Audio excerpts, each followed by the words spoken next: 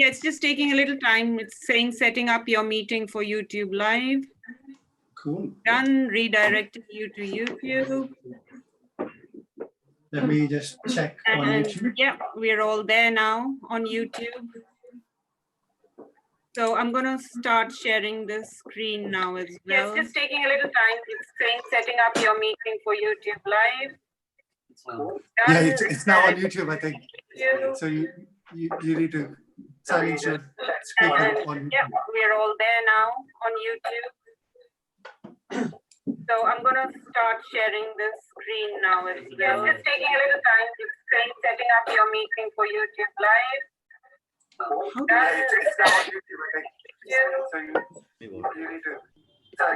Yeah, I've switched off the volume on YouTube for myself. I think that should be all right. Yeah, that's perfect. Okay. Cool. So it's 11 o'clock. Let's start. So good morning, afternoon, and evening, everyone. As I believe we have people from all around the world dialing in. I'm Praveen Kolaguri and would like to extend a hearty welcome on behalf of International Network for Democratic Indians Abroad, also known by its acronym I.N.D.I.A, for the launch of our very first campaign, Our Silence, India's Shame, a campaign unveiling the violence and discrimination within our communities. We are very honored and privileged to be joined by you dialing in and watching it later, but also by our great guest speakers who are activists from diverse backgrounds. And personally, I'm very excited to listen to these topics myself. So before we start, I will put up the running order for this meeting on the screen for a few seconds so you can see what's going to happen on the call. If you have any questions for the panelists, please leave a comment on the YouTube channel or email them to events@indiaabroad.org. Before we move on to the launch, I will give you a quick, brief introduction of our organization, I.N.D.I.A. We are a voluntary, not-for-profit organization based in the UK. We initially started as a group of secular Indians brought together by our founder director, Dr. Manisha Maganji, and we are all concerned and protesting about the rising right-wing nationalism in India, particularly in the light of the discriminatory CAA and NRC acts.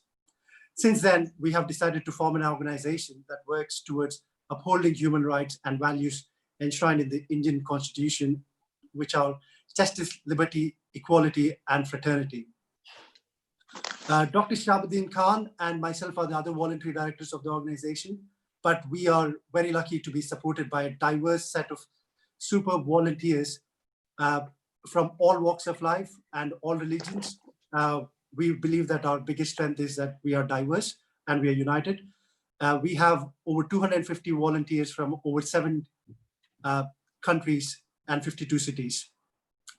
The contributions of our volunteers are absolutely key in delivering what we intend to do. And we are confident that this will help us claim back the narrative of the various right-wing organizations here in the UK and abroad, that they are the only representatives of Indian diaspora, which is not true, because we have a secular diaspora who are not being represented, and India wishes to fill that gap. We have some really interesting projects in the pipeline, like today's Our Silence, India's Shame. If you'd like to join us or know more, feel free to head to our website, www.india-abroad.org, or head to our Twitter handle, which is India.abroad, or you can also follow us on Facebook through our full name, which is International Network of Democratic Indians Abroad. So that's it from me for now. Next on the agenda is a surprise poem recital by the bard of our Indian group, Fahim, a British lawyer, educator, and poet. He was raised in London since infancy, but is of proud Indian origin. He remembers with great affection his childhood holidays in a colorful, strong, and vibrant India. He remembers vividly being in awe of nation's free-speaking newspapers, a truly independent judiciary, a fully accountable parliament, and a tolerant and diverse population living side by side. He feels that all has suddenly collapsed in India of today, and that is what compels him to write. We will be opening and closing today's proceedings by 2 of his poems, So here is the first one, All Lives Matter. Welcome, Fahim. The mic is yours. BLM friends, you forcefully spoke, and now at last the sleepers awoke. Home of the brave, land of the free, now ready and willing to take the knee. Expressing outrage, screaming their views. But why is India not nightly news? Incredible India, say the tourism board. All their lies a scandalous fraud. The slaughter of Muslims daily increases. 14-year-old Christian chopped into pieces. The hundreds in jail include a lady expecting. Their crime no more than the act of protesting. Lynchings are not just a clan preserve. It's what many in India are believed to deserve. And did you know also that under attack are Africans and cities, lives that are Black? So congressmen, journalists, wake up for us too. Force the killing to stop. There's so much you can do. Don't say you can't, or worse that you won't. Yes, all lives matter, but in India they don't. Thank you, Fahim.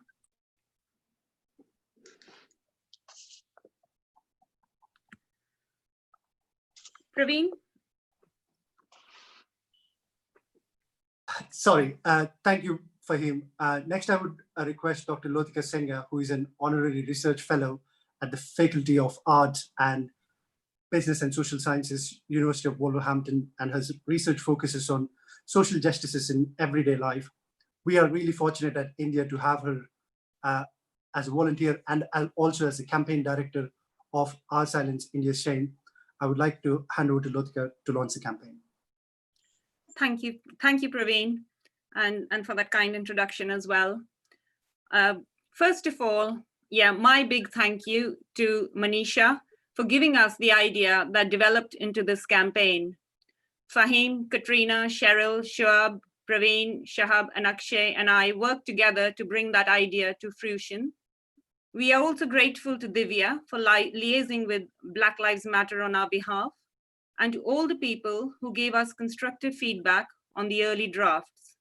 Indeed, this campaign is truly a solidarity effort behind the scenes. And we hope it also inspires solidarity amongst all of us to rid ourselves of this shame.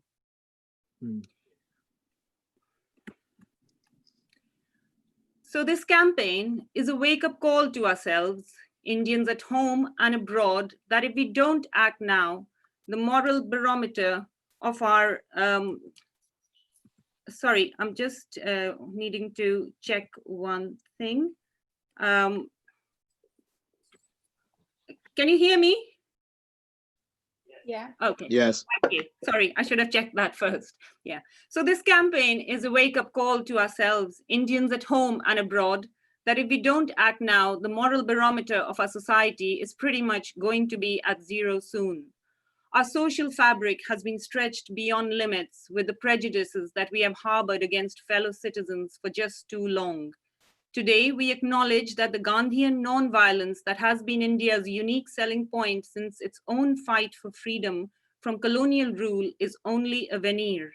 In fact, it is a shroud under which thousands of us lie dead, not because they were fighting a colonial power from across the seas, but because they were killed on our watch. We have been colonizing ourselves for over 70 years, years in which untold violence of all kinds has been committed and quietly absorbed.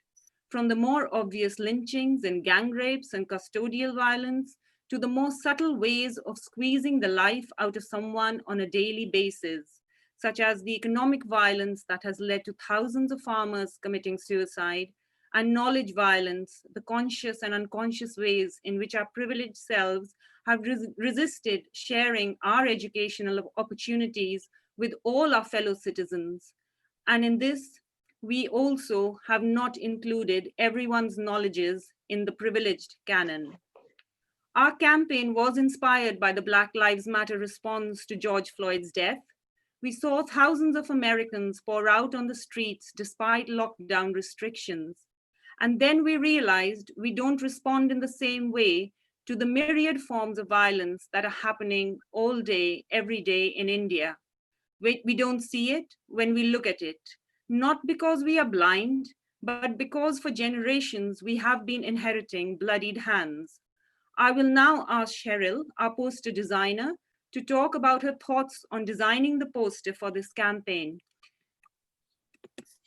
Cheryl is a student for life and an advertising professional with a heart that's fed up of the fascist government and its impact on the ordinary lives of citizens.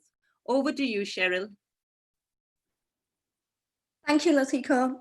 Just want to check, can everyone hear me? Yes.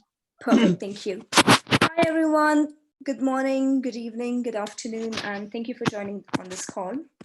My name is Cheryl, and as someone who loves to dabble around, I started with quote unquote, giving it a shot.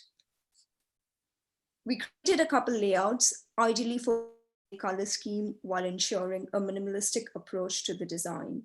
One of our main challenges was the fact that this is a project which will have new stories coming in. This meant we didn't and still don't have all the images and so on. Hence, it was slightly more challenging and tricky. We had to design for now, keeping the future in mind. So I started playing around with the colors firstly. Then I went on looking for inspiration, and the hands that you see on the left resonated with how I see the increasing violence in India. Of course, turns out I was seeing these as hands of the culprit, while most of the team members saw it as hands of the victims. So I guess it came out as an open for interpretation design. Post this, the job was a little more challenging, I'd say. We constantly struggled with how to place the content, where to place what content, the alignment, how to ensure there's enough but not too much information, and so on. Long story short, after a couple tweaks and twists and a dozen conference calls, we managed to finalize a poster, the one that you see right now, something that provides all the information and aesthetically isn't too unpleasant. That's about it. If you'd like to share any feedback or have any comments, please email them to us or just comment on the YouTube link. Thank you for listening, and over to you, Latika. Thank you, Cheryl. The campaign, so now it is up to us to decide what kinds of hands we want our children and grandchildren to inherit. Do we want them to inherit these hands as the oppressors, or as the victims, or as the survivors, or just as complicit bystanders, just as we did? This campaign is starting off by building a collective repository of stories of violence in our communities that will sit within the website of the I.N.D.I.A, organization. I also want to say that we are mindful that the stories in our campaign that we are telling are other people's stories, but they are also our stories. They are stories of our silent complicity in letting them be written. But the idea is not to shame each other here. The idea is for these stories to be a starting point to think about how can non-violence really be the way of life in India. For this, we need a deeper understanding of the reasons behind these stories of violence, as well as our apathy towards it. So now I'm going to take you to the first story, the idea for which was suggested by Leila. This story is about anti-Blackness in India. As I have already mentioned, our campaign was inspired by Black Lives Matter, and hence, in doing this story first, we acknowledge our debt to this ongoing Black resistance to racial injustice. When you go on the website, you will see that the stories are quite short. They are hyperlinks if you want to read more, but the story is purposely short as it is meant to be a hook to get us thinking. Who are the Siddhis? I didn't know about that, who they were until about a year ago, and maybe there are many of us here today who haven't heard of them. And why do we keep them in the margins? And how do we treat other people like the Siddhis who are visiting India? All these questions are there on the webpage, and we also suggest some resources to help readers find answers. These resources helped us find and understand our own unconscious biases and prejudices as well. We cannot claim that we are free of them. And there is a comment section for feedback, as well as for adding more questions and resources that come to your mind. The second story was suggested by Manisha and is about Pehlu Khan, a dairy farmer who was butchered to death by those who claim to protect cows from being butchered. Among the resources for this story, you will find Aparna Vedik's short book, My Son's Inheritance, A Secret History of Lynching and Blood Justice in India. Aparna is a historian, but she wrote this book also as a mother of a small child growing up in India today. The book opened my own eyes to just how violent was my own inheritance and of us all collectively. So I will end this introduction by reiterating that we are building a collective repository. So if you have a story for unlearning our prejudices or learning to shed them, please do send it to us via the form on the website. Stories, questions, and suggested resources. This repository is for all of us to fill in as more of us force ourselves to actually see the violence that is looking us in the face all the time. Thank you. I will now hand over to Praveen, who will introduce our distinguished speakers and their talks. Thank you very much, Lotika and Cheryl. So proud of the work you and the team delivered. I would now like to introduce our first guest speaker of the day, Sophia Karim, who is an architect, artist, and activist based in the UK, and has turned up today here despite it being her son's 11th birthday. So thank you very much. So her work focuses on Bangladesh and Indian human rights and artists' freedom of expression. She campaigned for the release of imprisoned artists, and including her uncle, the Bangladeshi photographer Shahidul Alam, and the Cuban performance artist Tania Bruguera. She is the founder of I.N.D.I.A, a joint artist movement against fascism and the rise of far-right nationalism in India and beyond. She has staged protest exhibitions at Tate Modern, Turbine Hall, and her campaigns have been covered in publications including The Observer, ArtNet News, Freeze, Hyperallergic, and London Evening Standard.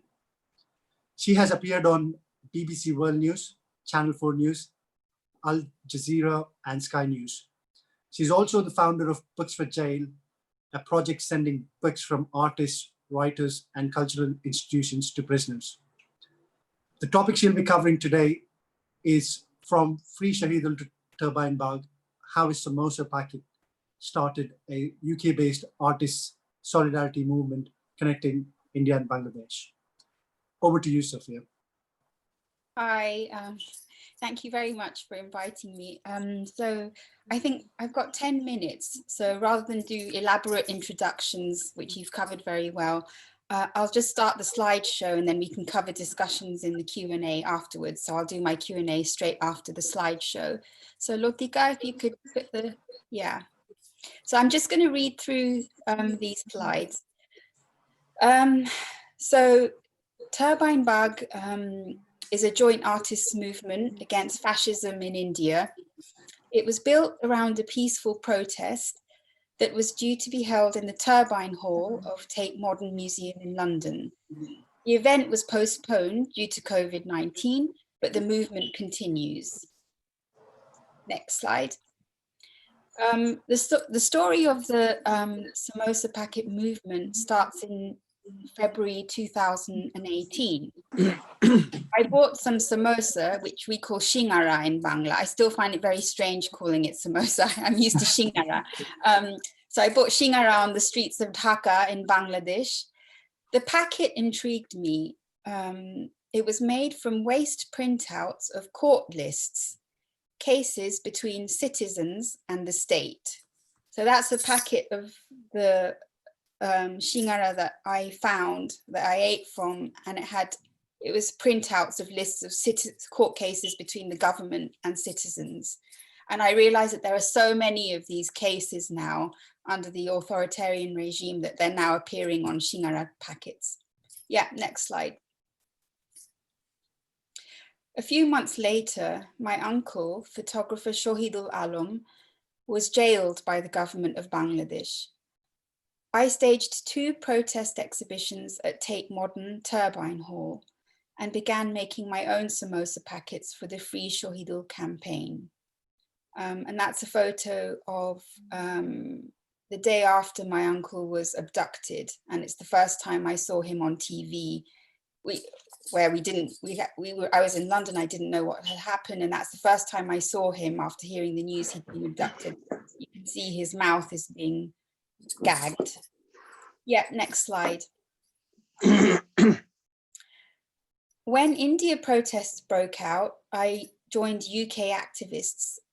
To support the resistance, we planned a joint artists demonstration at Tate Modern. We would sing protest songs around a rice circle in the Turbine Hall. Turbine Bagh was inspired by Shaheen Bagh, the women-led epicenter of the resistance in India. Next slide. We invited artists, writers, poets, and thinkers from across the world to create Turbine Bagh samosa packets. They would be displayed in the rice circle and then sent to Shaheen Bagh or other similar protest sites. So in this image, you can see this was a call out, and we were calling out to UK artists to join this movement because it was beyond India. It was a resistance to racism and far-right nationalism.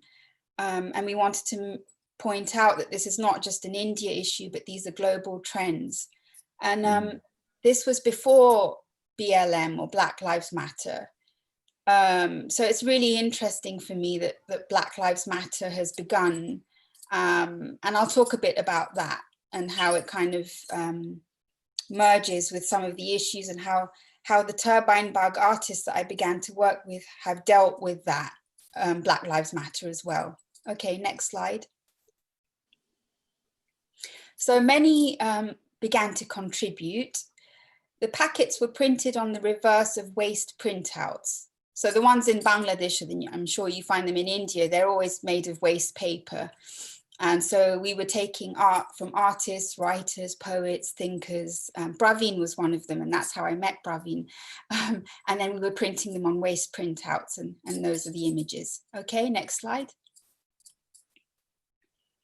They came from countries including Nepal, Lebanon, UK, USA, Singapore, Mexico, Bangladesh, and India.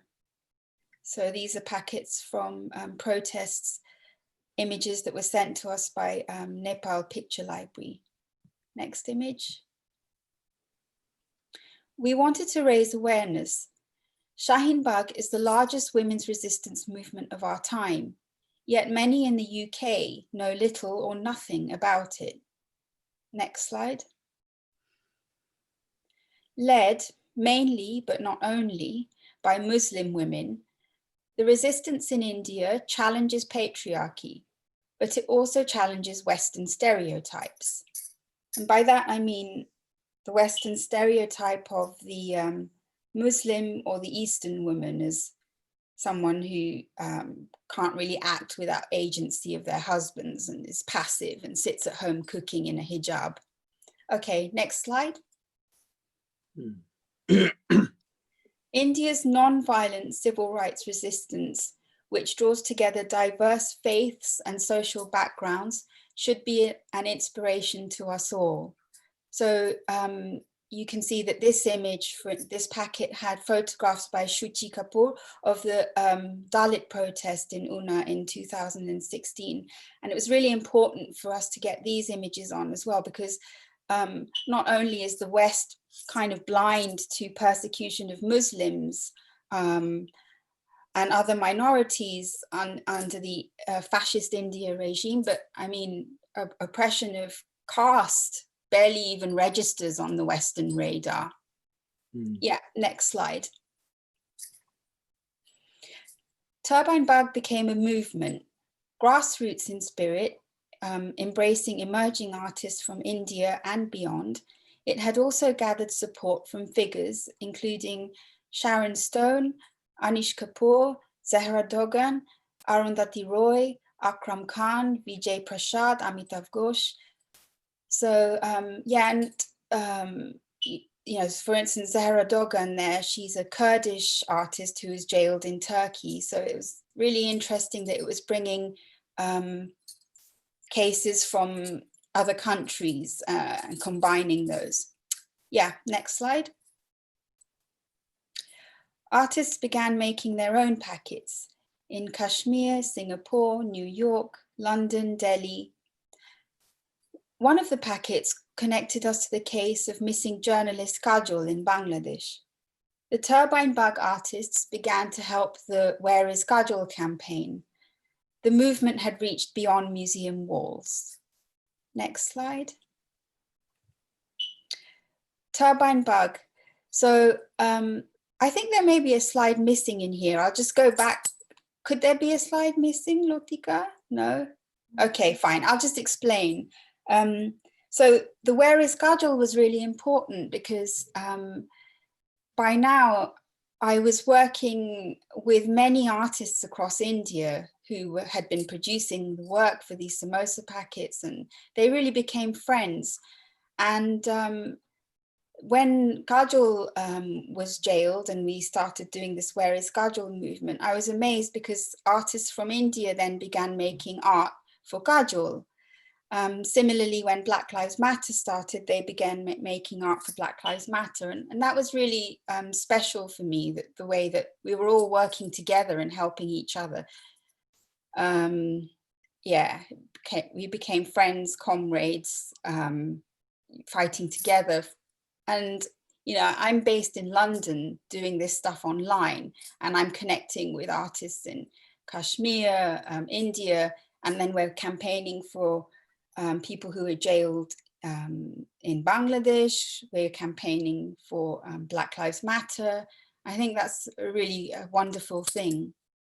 So, and also the Where is Kajol samosa packet is also interesting because that packet was actually made by my daughter, who's 7 years old. And I think, Lotika, you mentioned this issue of apathy. And I think one of the greatest viruses that we're dealing with is apathy, moral apathy of people. If we look at what's happening in India or Bangladesh today, it's horrific. It's absolutely horrific. I mean, India is a country, I think it's roughly about 9 times the size of Nazi Germany. Now, we know the historical resonances of what happened in Nazi Germany. We know how the world reacted to Nazi Germany. In comparison, what is the world saying about India? And then within India, on the one hand, it's really, really inspiring the resistance movement that sprung. And I think it was very important for us to, through Turbine Bug, to try and highlight that, because I cannot think of any equivalent movement in the West in response to, say, Trump or Johnson, certainly not led by women. And what I was saying about the kind of issue, the way that the Shaheen Bagh and the India protests were challenging patriarchy, but also challenging Western stereotypes. What I meant by that was, yeah, I've got a 10-minute alert. What I meant by that was that I didn't see any equivalent in the West of women reacting against the forces of Trump or against the forces of Johnson in the same way. And I really wanted to highlight to Western feminists as well, who have particular narratives of how they represent us, of that movement. So the apathy that I'm talking about afflicts the West as well. And certainly if it afflicts parts of India, as we know, they haven't, whilst there's been a strong resistance movement, there's also a big group of people who aren't saying anything. And I think apathy is a major issue. And that's why I try and involve my children as much as possible in what I do, because I think that the new generation has to be different. We're at a complete precipice. If things continue on this trajectory, I think the sort of scenario of what we're looking at is imponderable. Yeah, that's 10 minutes, so we can do Q&A. Excellent. Thank you very much, Sophia. That was incredible. And I follow all your work, and I can't figure out how you find hours in the day to do all what you do. So I guess the questions are now open for all panelists as well. If you want to ask Sophie any questions, you can ask as well. I guess one question I had was, like, how do you think West can now identify or do more to identify the things which are happening in India, but also try to influence how can they support the solidarity movements which are against the fascist regimes and the authoritarian regime in India and abroad? Yeah, okay. I think it's a couple of things. Number one, they need to wake up a bit, and part of what Black Lives Matter is also they need to look at themselves. What I mean by that is that they also need to look at the way that they view, for instance, Islam in comparison to Hinduism. Now, it's actually what's happened in India is that the largest so-called democracy has steadily turned into a fascist, Hindu supremacist state based on Brahminical ideology, far-right Brahminical ideology. And like I said, if India is about 9 times the size of Nazi Germany, how come that is not even registering on the geopolitical radar?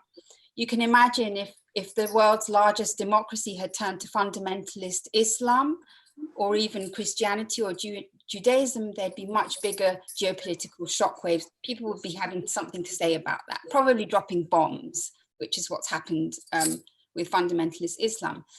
And I think it very much suits. I don't think the West has a problem with Hindu fundamentalism, because I think they have a common enemy, which is Islam, number one.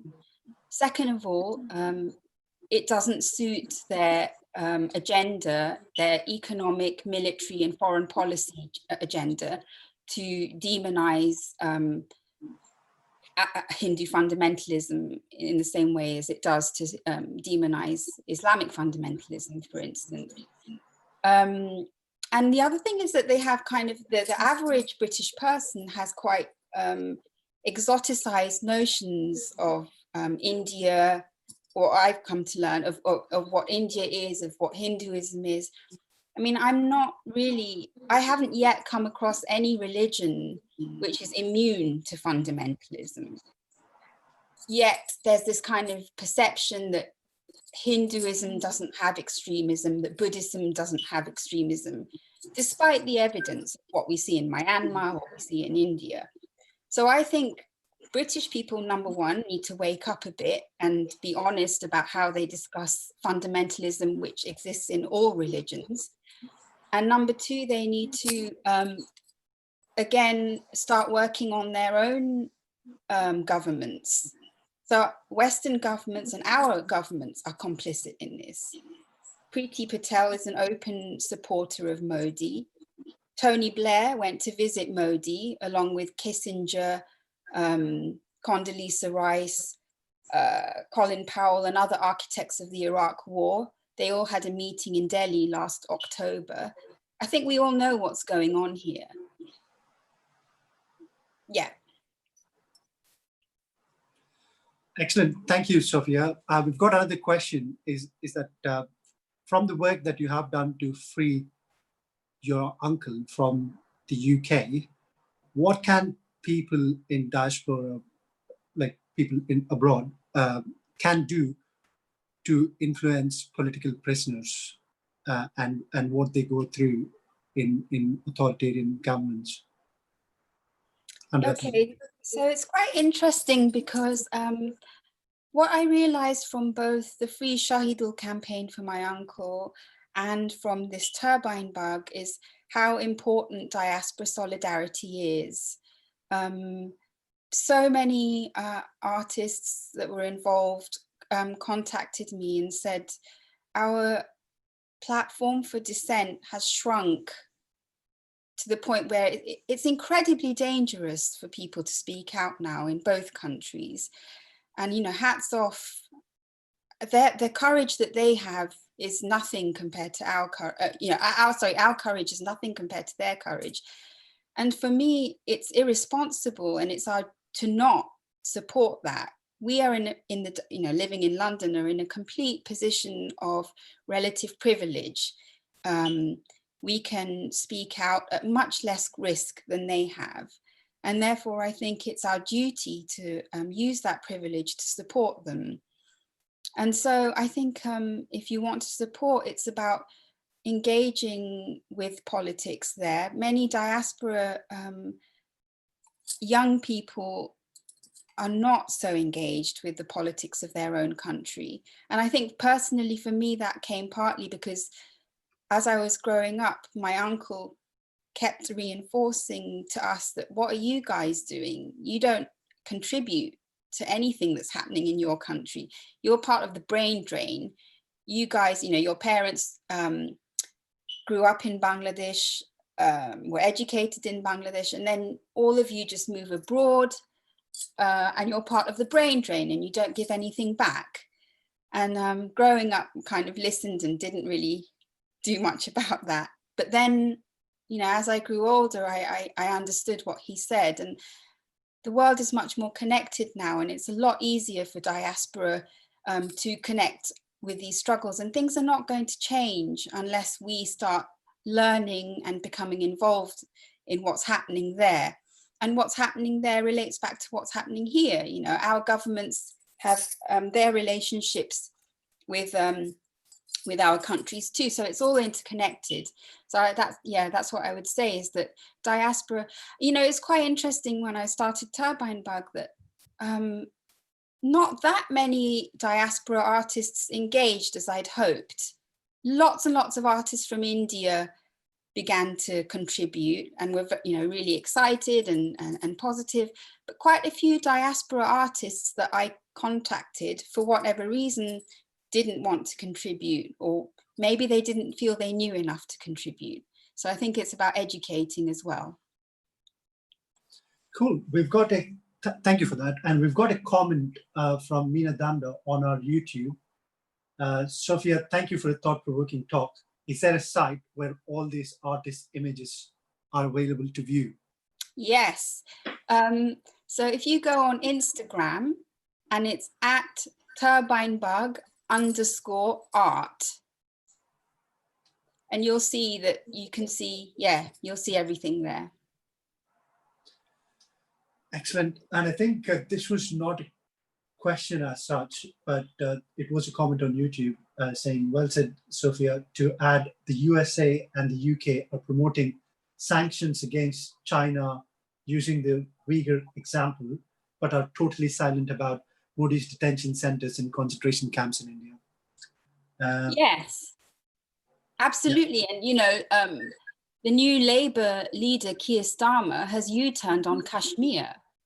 I mean, this is extremely wide. A lot of what I do, actually, you know, aside from the art, is I also try to work with human rights groups connected with the UK government. And at the moment, I'm trying to push them to do a webinar. We've done one on Bangladesh, and I'm trying to push them to do a webinar on India.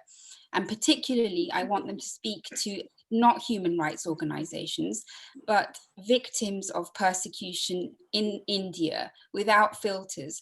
Because I think, you know, once you're speaking to actual human beings who are facing this, I don't know how to describe the horror of what they're facing. Once they are sitting in a parliament room talking to MPs, I think that breaks through a kind of barrier. It's not so easy for MPs to just turn away and look away. And that's really important. I think, you know, Praveen, because, you know, it's really important for me to get those voices directly into UK government. Excellent. Yeah, I agree with you on that, Sophia. So I think that's it for the time we have got. We could go on for more time, but I think I have a few more questions, but I'll share that with you privately and we can answer them separately. So Sure. thank you very much for joining, and please wish Kareem a happy birthday from all of us. Thank you. Cheers. All right. Bye, guys. So next we have got Dr. Karthik Ram Manoharan, who is an assistant professor of political science at the Center for Studies in Social Sciences, Calcutta, and he's only there until July 2020. He'll be joining us here in the UK at the University of Wolverhampton as a Marie Sklodowska-Curie Research Fellow from October 2020.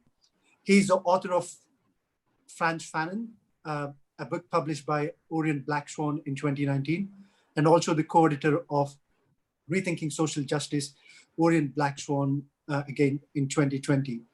He's currently working on the political thought of Periyar E.V. Ramaswamy. And the topic he's going to talk about is Whose Lives Matter in India, 10 Hypotheses on Dalit Bahujan Politics. Over to you, Karthik. Thank you so much, Praveen, for that very nice introduction. And I would also like to thank both Praveen and Dr. Latika Singha for inviting me here. I'm much honored and much privileged to be talking to all of you. Thank you very much. So without further ado, let me just jump into my presentation.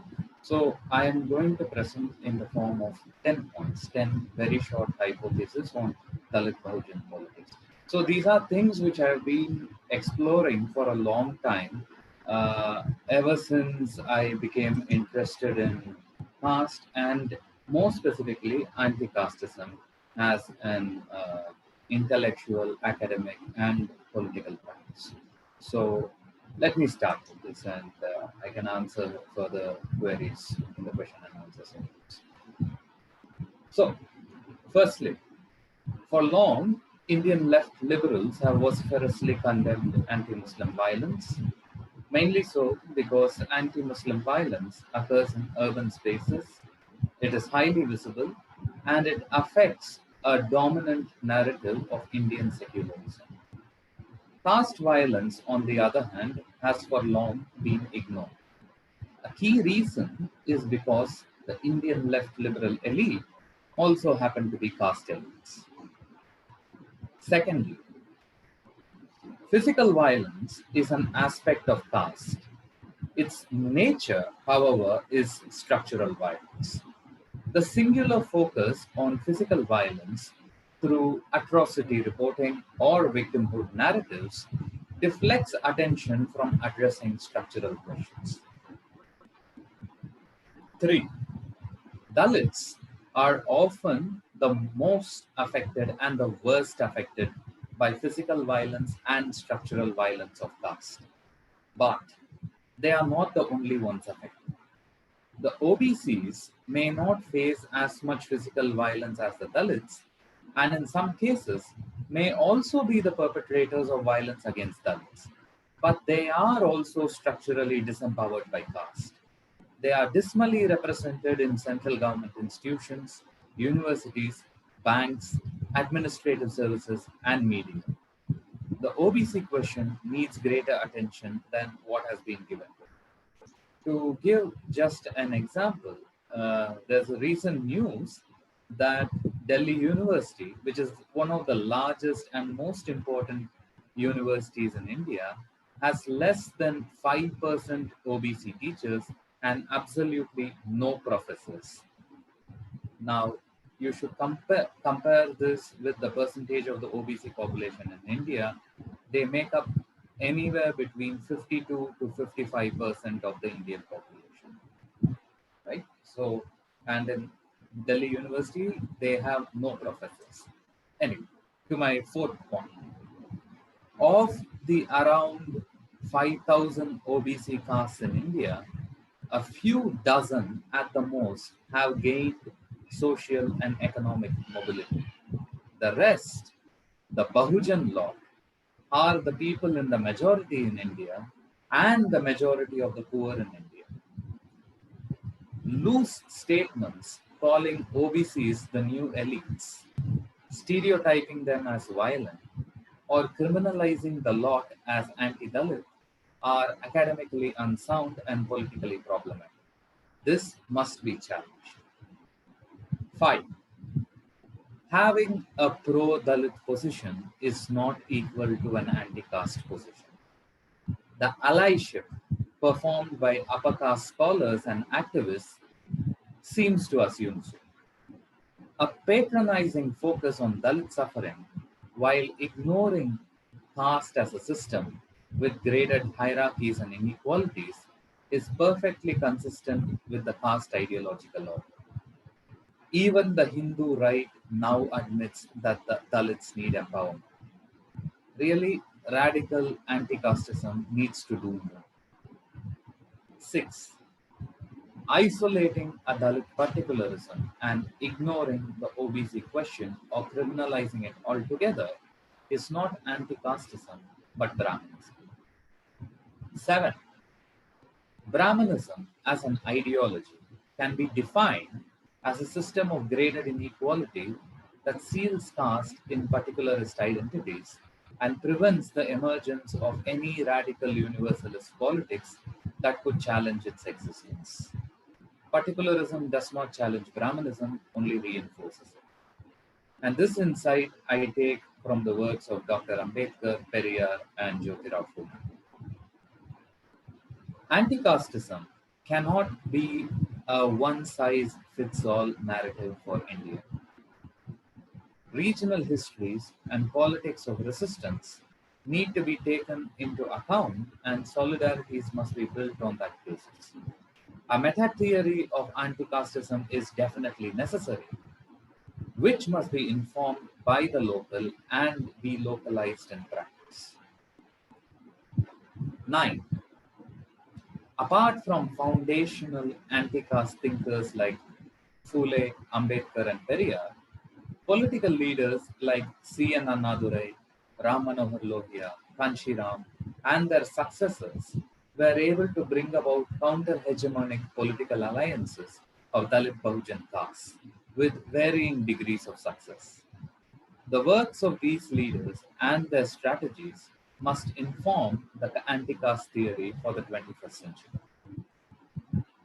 10.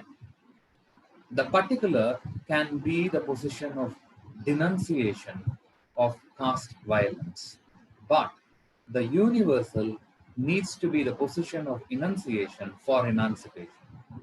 There is a need to imagine a new universal subject who from being anti-caste moves to a position of total freedom from caste.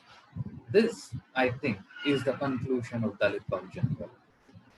So I think I've finished within my time. So okay, Excellent. yeah, that's about it. Yeah, thank you very much, Karthik. Really insightful. And as an OBC myself, I can totally understand what you're saying and identify with your theory. So I'm pretty sure we will speak soon again when you're in the UK. But we will park the Q&A for all the rest of the speakers for the Q&A session. So thank you very much. That was so interesting. And there are a few questions on our YouTube, and I'll post that to you in the Q&A panel. So next, we'll hear from Tamina Arora, who serves as a director, ADF India, a human rights lawyer. She and her team have focused on working through a network of allied lawyers to provide legal support, training, and advocacy to help people being targeted for their faith. People who are keen-eyed may have seen her name as one of the members of the fact-finding committee who produced the report of the Delhi Minorities' Rights Commission on the Northeast Delhi riots or program of February 2020. So the topic she will be covering today is the need to strengthen the legal system and building cross-group solidarities. Over to you, Tamina. Thank you. Thank you. Thank you so much for the opportunity to be able to share. I'll be focusing my comments actually on violence that Christian groups are facing here in India. And I have a PowerPoint presentation, which I hope to be able to share with you all in a minute.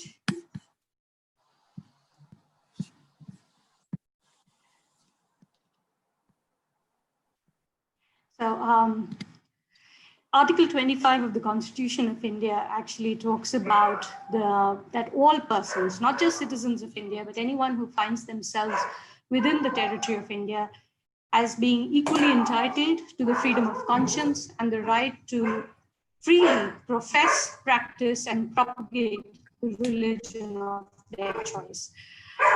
Sadly, there is a big miss between what the letter of the law says and what is the experience on the ground for various religious communities. But like I said, I'm focusing my comments primarily on the violence that Christians are facing. Just in this last few months, we've seen several murders of Christians take place. The gentleman here with his family, Munsi, was killed just outside their home. You can see this picture of their home in the background.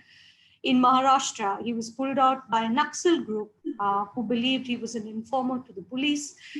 He had been told off by the village because he was a troublemaker, because he practiced his Christian faith. He was a pastor and he was killed because that was offensive to the groups on the ground. Kunjam, not given his full name, was attacked in Chhattisgarh, brutally attacked in his home, again, because he practiced his Christian faith. And I'm sorry for these very graphic pictures, but it's something that the community is facing almost on a daily basis. Even just before I got onto this call, there was a group of 2 women who were picked up in the state of Uttar Pradesh, taken to the local police station, and were being harangued because they had dared to meet for a prayer gathering. Pastor Kumar was traveling back from a prayer gathering earlier in March when he was badly beaten up. He managed somehow just to escape, but as you can see, he was extremely beat up. And this happens over and over across the country. A website that you could reference is mapviolence.in, and you'll see that across the country, there is a sporadic and targeted violence of Christian communities. It is estimated that in 2019, there were 330 incidents of violence. And in this year, already we've experienced 121 incidents of violence. During the lockdown period where people were not supposed to leave their homes, there were close to 44 incidents where Christians were attacked. What is even more shocking, is the FIRs that are registered. What are FIRs? FIRs are the first complaint that is to be registered by the police so that they can begin to investigate the violence happening. 330 incidents in 2019, only 36 FIRs filed. That is, only in 36 incidents will the police act against, or not even act, have filed the first complaint so that they can begin to investigate. Forget prosecution, forget conviction. This was just the first step. And that's about 10% of the incidents that are getting registered. In 2021, that went up marginally, but only 23 FIRs, even in this day. And like I said, you'll have more information available on map violence. Another phenomenon that we're seeing with repeated regularity is the social boycott that Christians are experiencing on the ground. This is an image taken of a gathering in Jharkhand where the Christians were told, at a burial site, where the Christians were told that unless the family converted back to Hinduism, they would not be allowed to bury their dead. How traumatic that even at the time of somebody's death in the family, the first question that you have to deal with is not your grief, but rather whether you will reconvert back to the religion of the community. So Article 25 looks good in the Constitution. It's something as a lawyer I run back to repeatedly, but the experience on the ground is something very different. Why is this happening in the various parts of the country? Is because of an idea that religious conversion is happening rapidly, and it is often by force, fraud, or inducement. In several states of India, marked out here in red, we have laws which are euphemistically called Freedom of Religion Acts, but actually they are commonly known as anti-conversion laws. They have been condemned by various legal scholars across the globe. And what do these laws say? That no person shall convert or attempt to convert, either directly or indirectly, any person from one religious faith to another, by the use of force, inducement, or any fraudulent means. And one would think that that makes sense to some extent, but what we've seen that and these laws have been around for some time in Orissa since 1967, Madhya Pradesh Center from 68, not one conviction, not one known conviction under these laws, but every year Christians are beat up, attacked, like we saw, and charged under these freedom of religion acts. These laws require that every time there's a religious conversion, you must seek permission from the authorities. Before the conversion takes place, the authorities are to conduct an inquiry into the conversion. And if you fail to do this, there is imprisonment, there are fines, up to 5 years. It's ridiculous. I want to change my faith. I need permission from the local authority before I can do that. But like I said, the problem is in the definitions of the law itself. What is force? The threat of injury, I understand. But the threat of divine displeasure or social excommunication, a Christian is being told that you cannot bury your dead because you are a Christian, you must convert back to Hinduism. And what is happening is that they are being charged under these laws for forcing people to convert. What is fraud? Misrepresentation or fraudulent means it doesn't even make sense in spiritual matters. Inducement, yes, I offer somebody money, that is problematic, but including the grant of any benefit, come to my house and I will pray with you, is that a benefit, mental health benefit? It could be seen, and this is why the Christians are repeatedly charged because of these vague definitions. And like I said, not one conviction in these many years. Balu and Buri, both are visually impaired.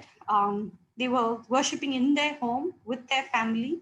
A mob entered their home, badly beat them up, and they were charged for trying to induce people to convert. Both Balu and Buri receive a disability pension from the government. They were charged under the act saying that they were giving out money, just a random accusation. We fought the case for close to 10 years before they were finally acquitted. Who pays them for the loss of time, reputation, and they were in jail for a week before they were finally let out. Visually impaired, charged under the law. But what is the center saying at the moment? It's talking about a national anti-conversion law, not limiting it to the state. We need a national one, according to the present government. But on the other side, we have this 1950 presidential order, which says that anyone who is a member of the scheduled caste cannot be a member of the scheduled caste if they are a Christian or Muslim. So that means only if you're a Hindu, Sikh, or Buddhist can you remain will you be seen and categorized as a Dalit? Where does that leave Christian Dalits who are being socially ostracized? Where does that leave Muslim Dalits who are being socially ostracized? You can't even, you won't get affirmative action that is available to all Dalits in India. This is hugely problematic. Inducement by the state in many ways. So what can we do? I would like to recommend for you all to consider asking for the repeal or the amendment of these anti-conversion laws. We need to press the state government to prosecute religious leaders, government officials, media personalities who incite violence. We've seen this repeatedly happen. We need to ensure that there's greater training and capacity building of the police, particularly. We need to work with the Ministry of Law and Justice to ensure prosecutions are taking place at a better rate. And we need to promote interfaith harmony. And on this last note, I just want to share with you a campaign that we are running as a team, talking about that no one should be targeted for their faith. Hindus, Sikhs, Buddhists, Christians, Muslims, all of us, various ways have been targeted because of our religious identity. We are being reduced to our religious identity, and this is hugely problematic. We need to speak out against the targeting of anyone, and we ask that you would also join us in our campaign. So thank you very much again for this opportunity. Thank you very much, Tamina. Very alarming to see such dubious laws being passed in such flimsy language. So pretty sure people watching will join your campaign and support in the ways that you have recommended. So we'll have Q&A for Femina in the Q&A panel session. So next, we've got Dr. Muhtasim Solkar. He's a medical doctor by profession, a pediatrician and neonatologist based in Mumbai. In fact, he's a proud Mumbaiker and a proud Indian. Last year, witnessing the alarming government action surrounding the CAA and the NRC, he felt he had no option but to come out of his clinical comfort zone and act. Muhtasim launched himself into activism against the proposed legislation, speaking publicly at rallies across Mumbai. Today, he will share with us his experiences and what drove him to speak up. Dr. Muhtasim is active in social and relief projects, generally and at present in aiding and for the treatment of hundreds of COVID-19 patients in Mumbai. Over to you, Dr. Solkar. Thank you, Praveen. I thank the International Network of Indians, of Democratic Indians Abroad, for giving me this chance to speak on a very sensitive topic, is what is the importance of campaigning and making your voice heard in India. Once I agreed, I started to think, what should I say? Or what should I not say? Suddenly, a fear set in. A lot of thoughts crossed my mind. If I say something which, although may be correct, I may be hounded. My family may be targeted. There may be false cases put on me. The Godi media, as you all know, is a bunch of purchased scoundrels who are destroying the basic fabric of our country. Media, which is supposed to be one of the main pillars of democracy, but unfortunately, it is infested with termites nowadays. Mahatma Gandhi, Sardar Vallabhbhai Patel, Abul Kalam Azad, Jawaharlal Nehru, and many others, including my grandfather, M.Y. Parkar. They were all freedom fighters who gave us independence. In fact, I have the certificate of my grandfather showing that he was a freedom fighter. Dr. Babasaheb Ambedkar, he gave us one of the best constitutions in the world. A constitution which does not see you through the prism of caste, creed, and religion. In my childhood days, I had a lot of friends. Most of my friends were non-Muslims. I never thought of religion before making friends. I went to medical college. There also most of my friends, my roommates, my classmates, most of them were non-Muslims. But in the last few years, the atmosphere in this country has changed so much. And these doctor friends of mine, I'm specifying doctors, unfortunately doctors spew a lot of venom, and now they started spewing my religion, Islam. Why? Why do Muslims need to prove their patriotism? At the drop of a hat, they have to prove their patriotism. Why? I'm proud to be a Muslim. I'm proud to be an Indian. And what gives me maximum pride is that I am an Indian Muslim. And nobody can take that away from me. I am more patriotic. I'm sure I'm more patriotic than the man with the 56-inch chest. These people, nowadays, they are spreading this hatred, hate attacks. Oppression has become the norm of the day. Atrocities, riots, lynchings. You can see it every day in the papers. You can see on the media, you can see. And this very regime are the ones who are felicitating and garlanding these oppressors on a very daily basis. Oppression is a crime. And to add wound to the salt, to add salt to the wounds of the oppressors, came the dangerous, irrational, arbitrary Citizens Amendment Act. And this act discriminates against Muslims. A home minister repeatedly said in parliament and other places that they would soon get the NRC out. And he always reminded us to remember the chronology.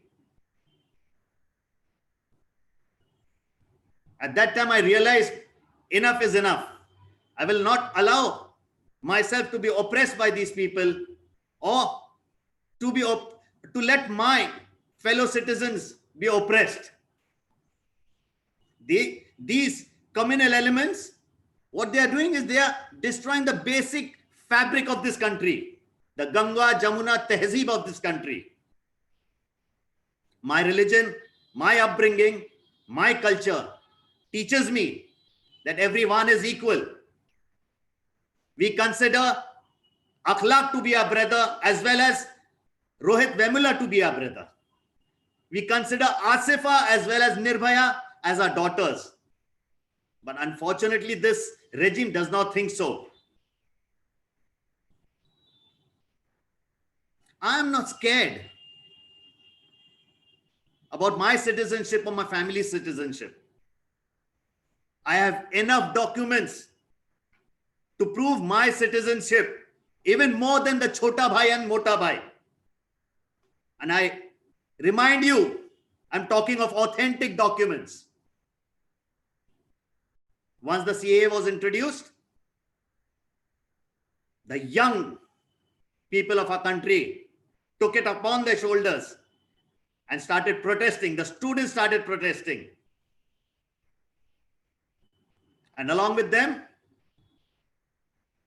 Hindus, Muslims, Sikhs, Christians, all backward communities, all came shoulder to shoulder with my Muslim brothers and sisters. This has never happened before, except for independence. My forefathers, they never dreamt of India like this. And I will not allow, and I will not let my children dream for India like this. I want to make a difference. Not only that, I want to be the difference and I want to see the difference. The BJP nowadays, they've given us a goal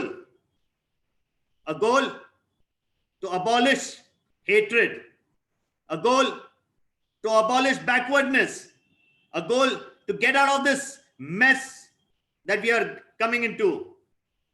The ruling regime, they're trying to throw a smoke screen to hide their failures in health, education, in sanitation, in public transport, in roadways, whatever, all infrastructure. They want to just pitch one person against the other and create an atmosphere of hate all over the country and wipe out their mistakes.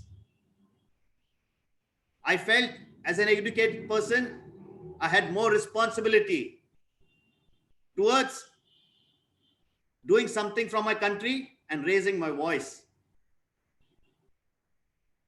They are thinking of a Muslim Mukt Bharat. Nonsense.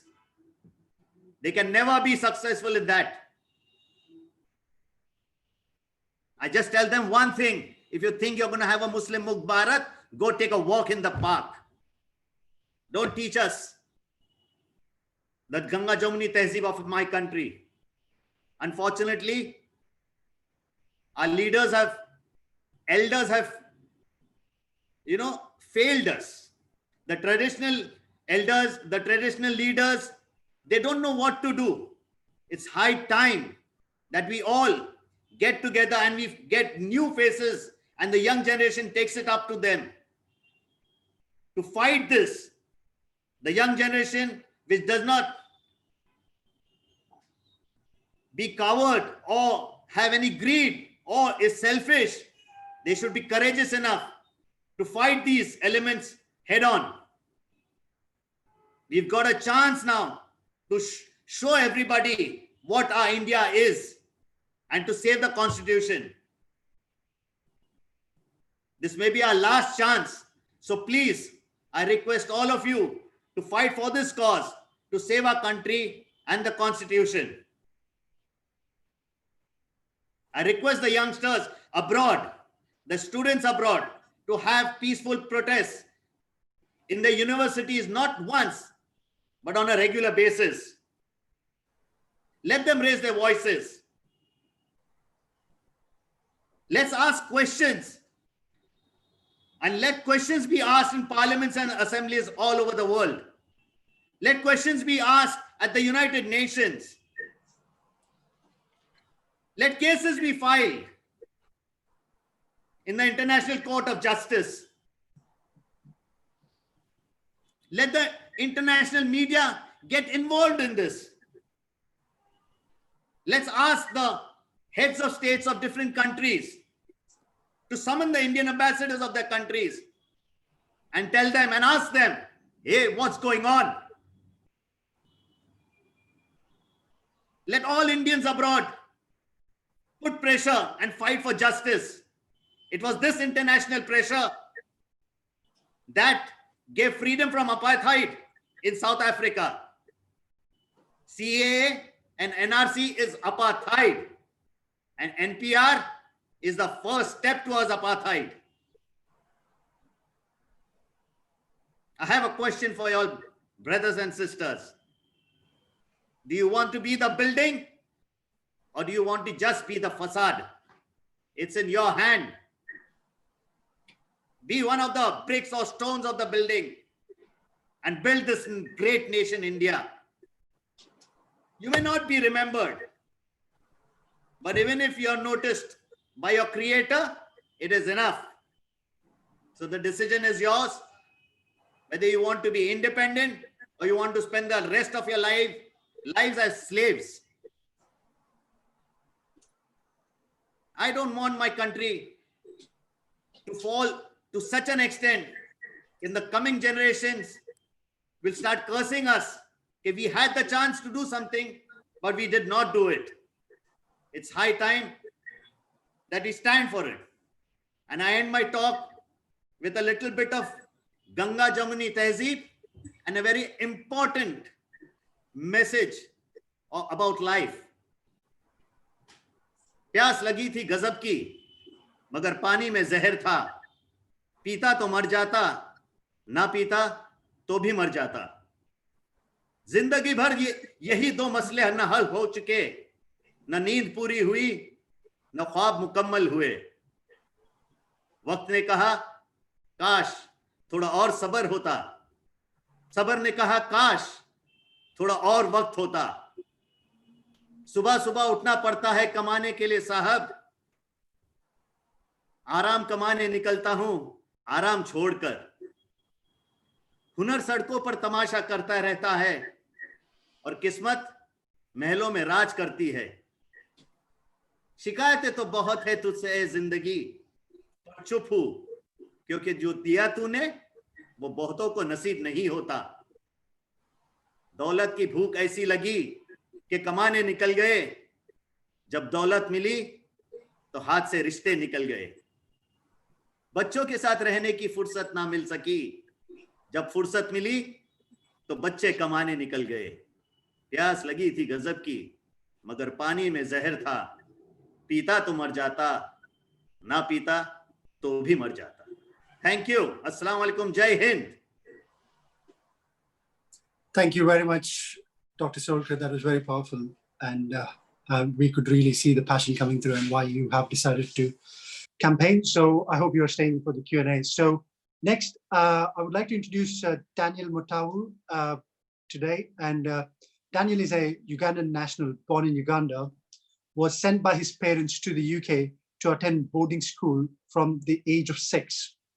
Educated at Eton, he was the 5th ever Black pupil there since it was founded in 1440. and he later on went to attend Oxford University.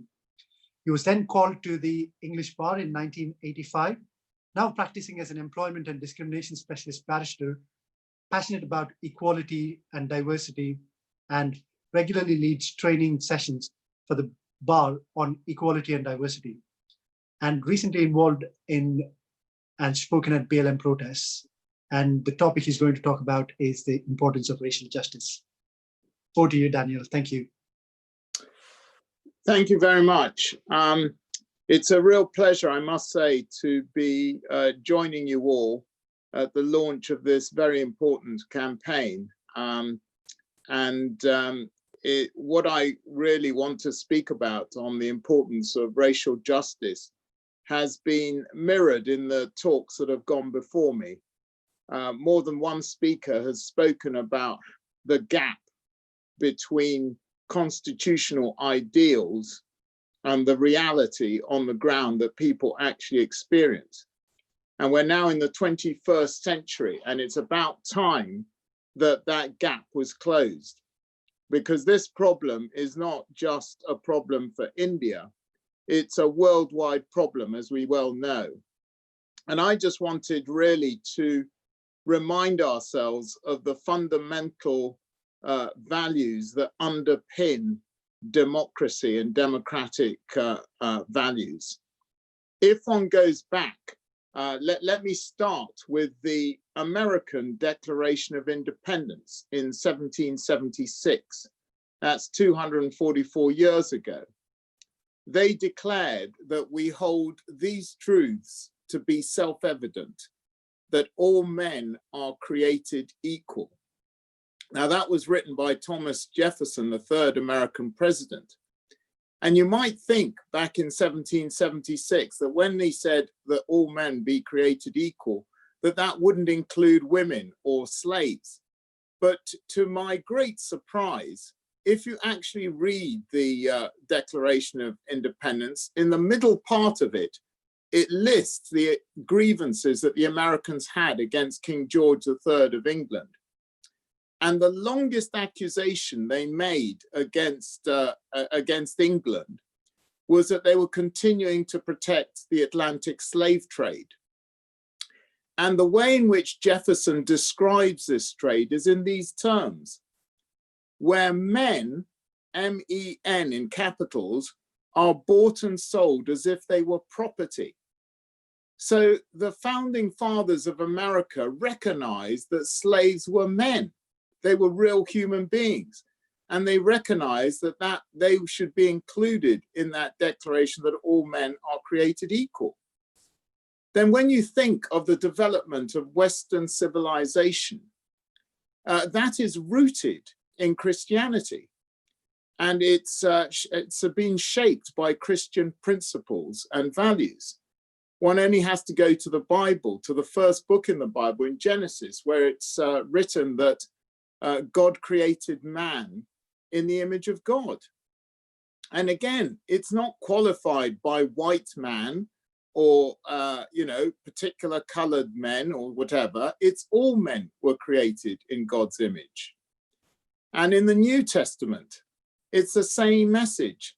The writings of the New Testament were mainly written by the Apostle Paul.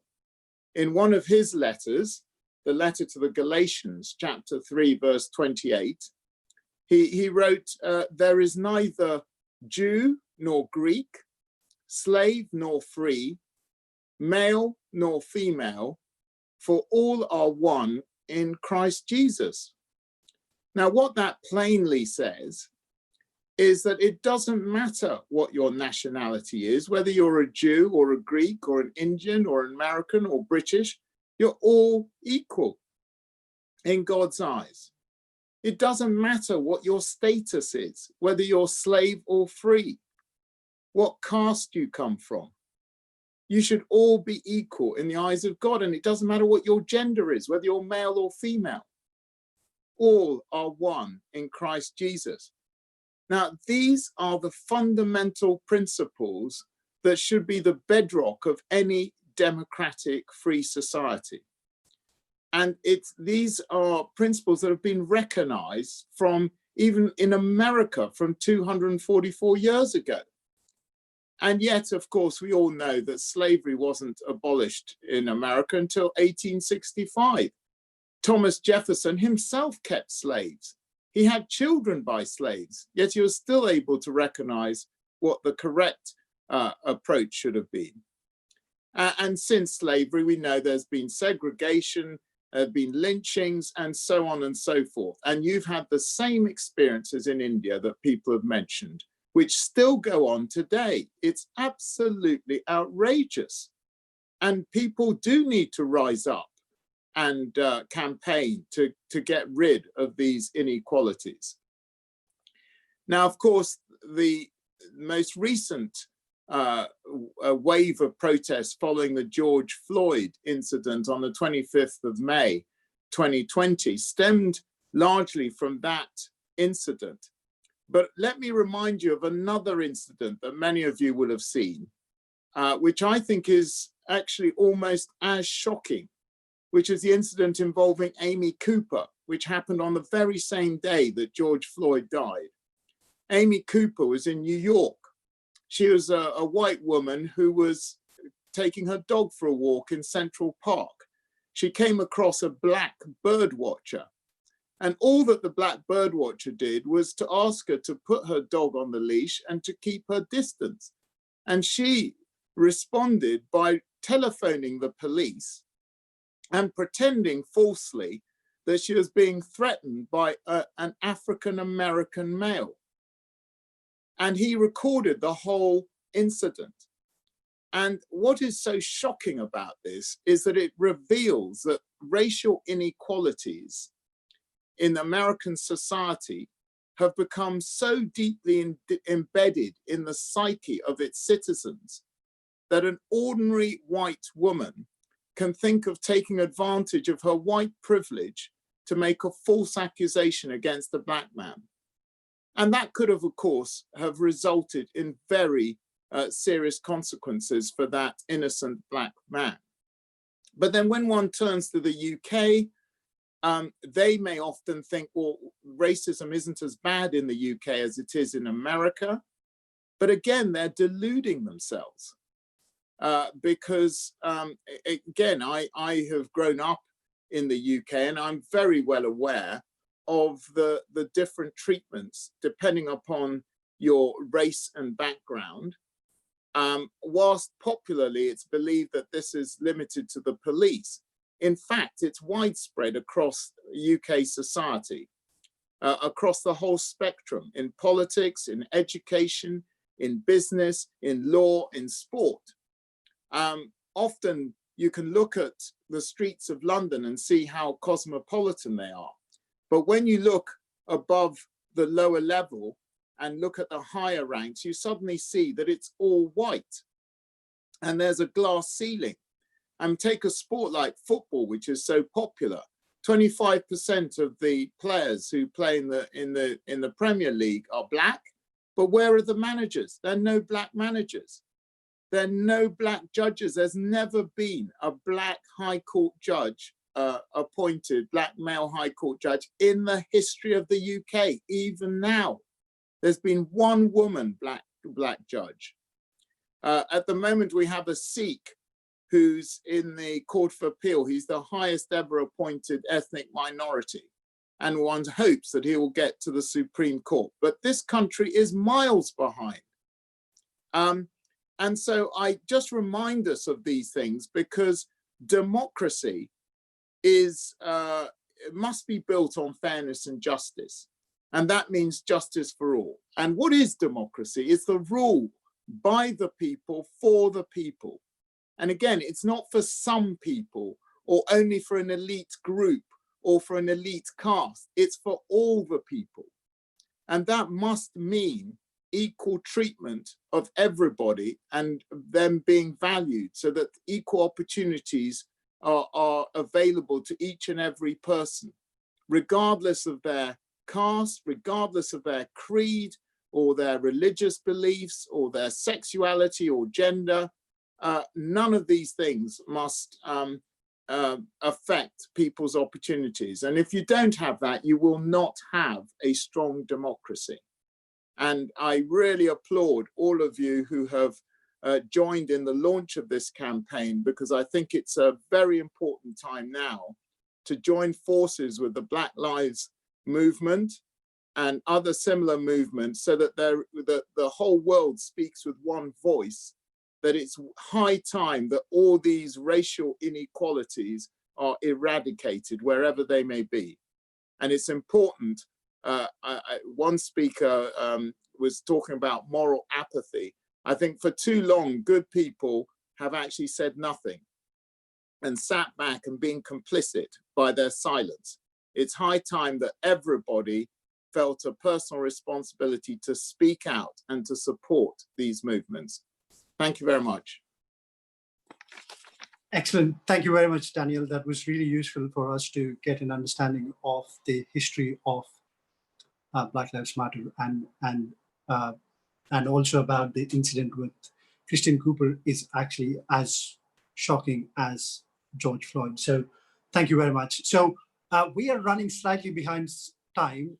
So I hope the speakers are okay to stay on for 5 to 10 minutes more. We probably will finish at 10 minutes, 12:40.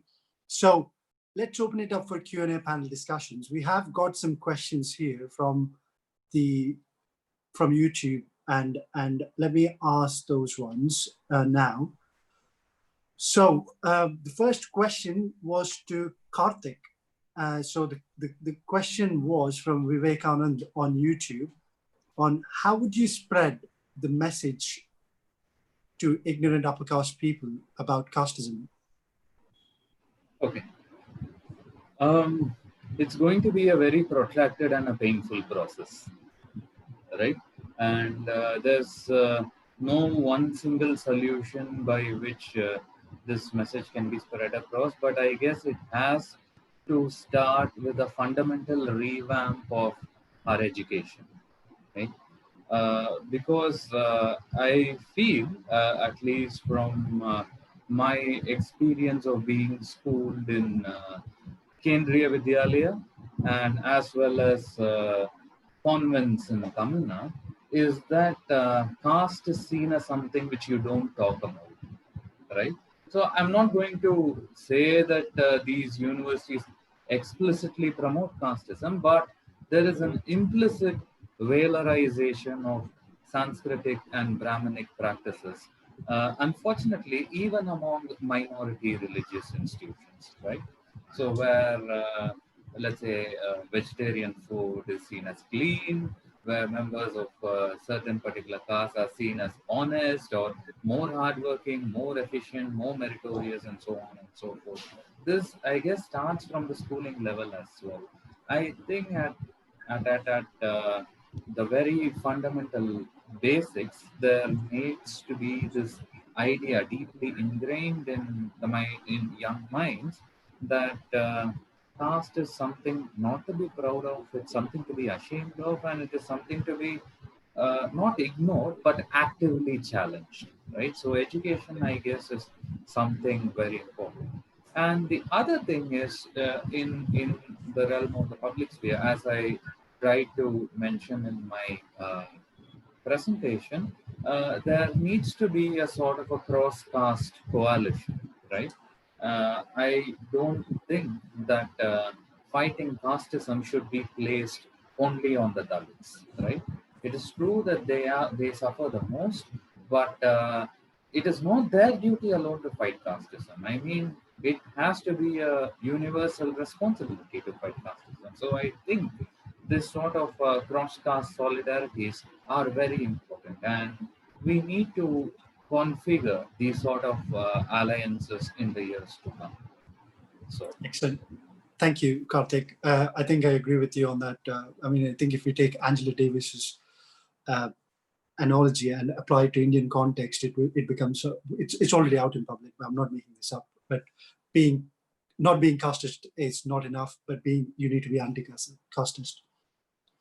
Cool. So the next question is also for you as well. So a couple of speakers have asked, Meena Danda and Dr. Leila, is that They want to know more about the 10th thesis that you said. Could you repeat that and explain it a bit, please? You're on mute, by the way.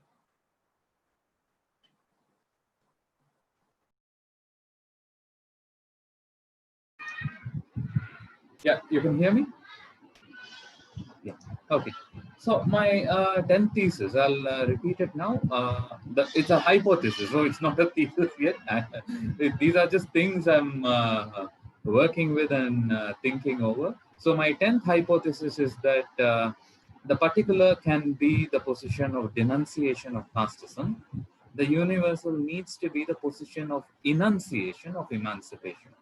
There is a need to imagine a new universal subject who, from being anti-caste, moves to a position of total freedom from caste. And this is the conclusion of Dalit Bahujan politics. See, what I want to say over here is that fundamentally caste seals you in particular identities, right?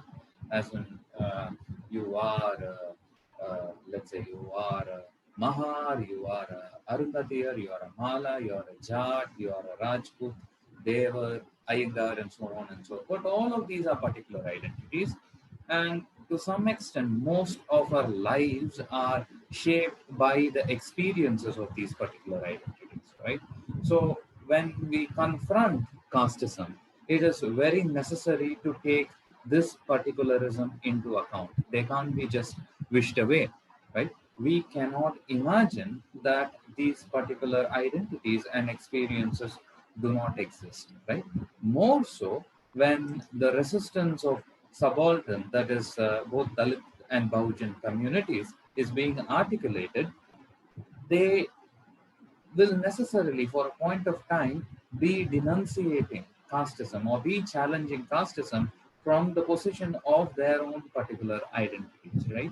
And this is absolutely important. But a person, a man, woman, whoever, is something more than the experiences that they have inherited. They are something more than the history that has been written for them. And this is a lesson which I learned from Frantz Fanon. He says that I am not the slave of the slavery that made my ancestors, right? So there is something more to our political project. And this is the universalism which I'm talking about, that we need to imagine a sort of a position which is not necessarily there in the present, but which might arrive in the future, where these identities are rendered, completely redundant, right?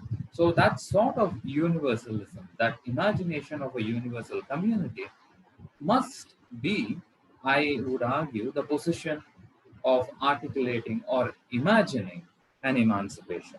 And this is the subject, okay, the universal subject, who is not just anti-caste, right? Because anti-caste is fighting a certain form of particularism, right? But who is also moving, at some point of time in the future to a position of total freedom of caste, total freedom from caste, where talking about caste would be or talking about casteism would be an object of historical curiosity and perhaps shame that such a thing existed in the past, but it would no longer be an identity marker for anyone. This is something very important to understand about Dalit Bahujan politics, because I would argue that in the essence of Dalit Bahujan politics, as imagined by Phule, Ambedkar, and Periyar, it's not celebrating one's own caste pride. It's for the annihilation of caste, right? It's for the complete removal of that caste identity. It's not in celebrating your identity, even if it is marginal, right? So it's an opposition to caste identity in its total. So finally, that sort of universalism arrives when there is complete freedom from caste as an identity. Excellent. Very well explained, Karthik. Thank you so much. Thank you. So the next question, I think, was aimed at Tamina from Madhuri Sapu, is that what action is being taken by all concerned groups to unite and collectively lobby international bodies regards what's happening in India and force government institutions to notice, condemn, and act against? I think there's several efforts being made across. I mean, it would be difficult to put them all together, but I know increasingly, I mean, thanks to the anti-CAA protests, this really got highlighted. USEF, State Department and the US government have also recognized some of the violence that is happening on the ground. So there are various levels and efforts. I think the idea just to be able to speak out and share with what's going on, also finding alternate media to report some of the violence. So those are just some things that are going on that I'm aware of. I'm sure Dr. Sodkar could also share perhaps on some efforts outside. Excellent. Thanks, Tamina. I think the next question was also probably like towards you, is that, you know, the keepviolence.in, I'm saying it right, the database that you've shared, does that share the data on attacks against Christians pre and post 2014? So since this regime has come into power. Yes, Map Violence has been documenting. Yes, Map Violence has been documenting data since about 2012. We constantly try and do triangulation of the data, in the sense we try and find the victims, in the incident from the victim, a neutral third party, and the police. So we try and find a triangulation so that we can verify. That only is a representative of some of the incidents that have been highlighted. But because there's just so much that it can't all be always verified. So that is not on the website, yeah. So beyond, prior to 2014 also, the short answer. Excellent, thank you. And the next question was from Dr. Shabuddin Khan. We talk about anti-conversion law and keep raising our voices. However, from the far right perspective, it feels that they feel that Muslim and Christian missionaries try to convert one religion by offering help to the needy, and in return try to soften those so-called weak hearts or economically weaker sections. How would you address this blame game? I think the fact that there have been no convictions under the law shows how either the law is very poorly drafted and therefore needs relooking if so much rampant conversion is taking place. So let's find a better law if that is really the case on the ground. But having worked with so many victims over the years, I recognize that it becomes an easy tool and is misused to especially harass Christians on the ground. There is Indian Penal Code provisions which would allow, if somebody is being forced or under pressure, they could always report crime under that. You don't need this particular law because it's not working, obviously. Excellent, thank you. Yeah, I think I agree with your statement that if there's no convictions, then that whole point doesn't hold. So I think there was another question, or not question, a comment from Madhuri again, saying that, could you please also look at repealing CAA, NRC to your action plan? Today it is anti-Islam, tomorrow it will target other religions, and it is against the spirit of India. I think the CAA, thankfully, I think there are close to 120 petitions that have been filed before the Supreme Court. So that's definitely high on several people's agendas. Yeah. The challenge to that. Thank you. I think we'll stop with one last question. I don't know who is specialist to answer this, but let's ask that. This was questioned by Mamoon Solkar. What has caused the educated Hindus that were previously liberal to become so bigoted in their behavior now? Anyone wants to take that question? Can I? Sure, Karthik, go on. Okay. In my opinion, I don't think liberalism really existed in India, right? As in, see, of course, I mean, Nehruvian socialism did imagine certain some radical things, but I'm not really sure how much of it was actually put into practice. And classical liberalism, in the manner in which it developed in the West, and also that form of secularism, which had a self-critical approach towards itself, right? I don't think it never really existed in India for a long period of time, except for a few individuals and at the most a few enclaves here and there, right? So in fact, there is this Dalit professor from West Bengal called Dilip Mandal, who raises a very pertinent point. He raised this recently. He said that there are so many books by white scholars on white privilege, right? How many books are there by Brahmin scholars on Brahmin privilege or Indian upper caste scholars on upper caste privilege, right? So I think liberalism has always been on very, very shaky and flimsy premises in the Indian subcontinent. So that's just my opinion, not exactly an answer, but yeah. Yeah, I think that answers the question. Can I say something? Sorry, go on. Sorry. Yeah. We were talking about how suddenly doctors have started, spewing venom. Actually, earlier what used to happen was the government of the day would not be supporting them actively for sure. Subtle support may have been from some governments, but active support would never be there. And people's opinion was against them. Now, what we have a government who's ready to support them, felicitate them, garland them, give them gifts, give them whatever, they can be made parliamentarians, they can be made MLAs. So they know the higher they achieve and the harder they hit, the chances of them getting something out of it is there. I don't need to name people, but I know that Digvijay Singh lost in Bhopal. That's the only thing I can say. So these people have become, all the more ready to go, So they're being rewarded for their bigoted behavior. Yes. Okay, perfect. Anything else from anyone on that question? No. So I think we're sorry. Sorry, Praveen. Can I just?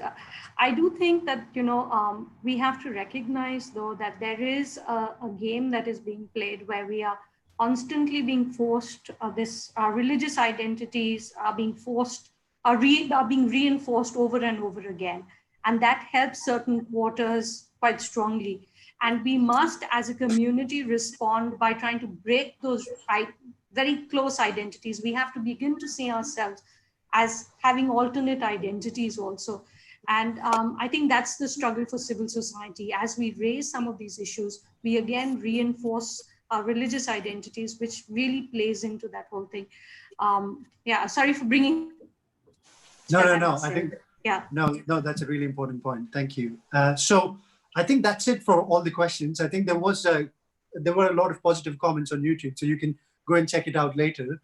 And also, I think the questions were, how can people follow your work, all of your works? So if you can send me your details, what we can do is we can post it on our YouTube channel in terms of how people can follow your work, and we'll share it with all the attendees and also on YouTube as comments. So thank you all. So I will now like to hand it over back to Dr. Lothikar for some final comments, and we'll end with a poem by Fahim after. Thank you so much. Thank you, Praveen. And thank you to all our speakers for their very passionate and powerful wake-up call to all of us to get up, stand up, and make our voices heard at this very critical juncture in the history of India, in the history of South Asia, in the history of the world. Thank you so much. And thank you all to everyone who joined us today to hear our wonderful speakers inspire us to do this. And we want to remain connected with you. The recording will be available of this session on YouTube. And if you, for further information and social media details, do visit our website. Sorry, I should have brought that up on the screen. I'm going to do that right now. And you can see our website address there. And Also, I wanted to say that this campaign, Our Silence, India's Shame, is now live on the website, and we will be sending an alert very soon via email and social media about these 2 stories that I talked about today.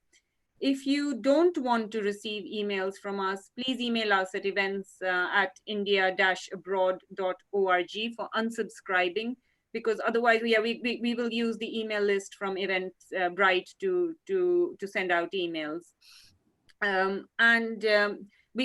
But as we indicate on our website, these emails are only used for our purpose of sharing our stories. We do not share our data with any third party. And now, yes, I will hand over to Fahim, and we will end the way we started, and let him have the very last word. Thank you, Latika. It's Germany, 1936. A charismatic leader is up to his tricks. Fine words from him when in Paris or Rome, but there's a subtle message for his people back home. Minorities are the historical cause of all our nation's imperfections and flaws. Our nation's weaknesses, failures, mistakes must now be corrected. Do whatever it takes. Let's start with identity. Let's set a high bar. If they want to stay here, they must prove who they are. Butchers, bakers, tailors, drapers. If you want to stay, show us your papers. If they can't produce papers over 3 generations, then send them to other welcoming nations. Don't buy from their stalls. All trade with them ceases. Cancel all contracts, agreements, and leases. They can't be trusted. Our views don't align. Trade only with those with a swastika sign. They're all sick and infectious. They travel in hordes. Don't let them into your hospital wards. Go for their writers who use pens to attack. Their journalists, editors, give it right back. Attack academics, the folks with degrees, their poets, their thinkers, do as you please. So you can see using rhetoric to debase and demean, all the while keeping own hands spotless and clean, accusing minorities of every possible ill, allowing their proxies to act with free will, to attack and destroy with total immunity, to slaughter and maim with abject impunity, lynchings and beatings, skin and bones broken, bodies on streets, bloodied and soaken, torching all businesses and places of prayer, all under the watchful glare of the police standing by, trying best not to hinder the mobs as they burn, all to a cinder. Every word is true. I speak from the heart, except for one lie, which I told at the start. Yes, it's time for me to drop the mic. This is no story of the Third Reich. It pains me to say, and please don't ask how, the above is India, here and now.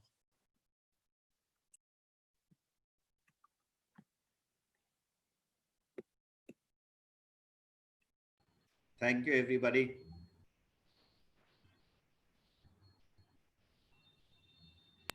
Thank you. Thank you, everybody. I am now stopping the live stream.